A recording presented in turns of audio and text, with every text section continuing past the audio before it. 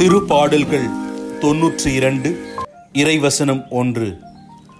ஆண்டவருக்கு நன்றி உரைப்பது நன்று, உன்னதரே உமது பெயரை புகழ்ந்து பாடுவது நன்று. ஜெபம். நலன்களின் நாயகனே எம் இறைவா, நன்றி உரைக்கும் உள்ளம் வாழ்வாங்கு வாழும் என்பதை உமது வாழ்வாலும் வார்த்தையாலும் எடுத்துரைத்தவர் நீர் என்பதை நாங்கள் அறிகின்றோம்.